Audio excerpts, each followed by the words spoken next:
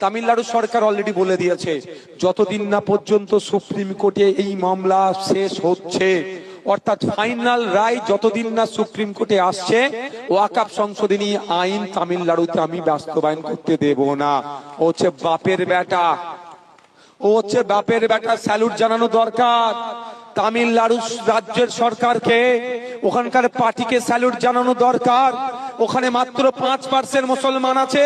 আপনি হয়তো ভাববেন মুসলমানদের ভোট নেওয়ার জন্য তামিলনাড়ু সরকারের কাজ করেছে, এটা নয়।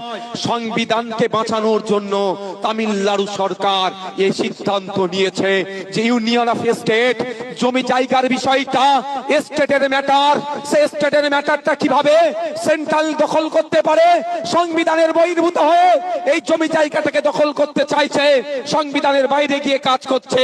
তাই সংবিধানকে বাঁচানোর জন্য তামিলনাড়ু ডিএমকে সরকার, স্টালিন স্যার, তিনি ঘোষণা দিয়েছেন তামিলনাড়ুতে ওয়াকফ সংশোধনী আইন বলবৎ হতে দেব না, বাস্তবায়ন হতে দেব না। আর আমার রাজ্যের মুখ্যমন্ত্রী কি করলো গো?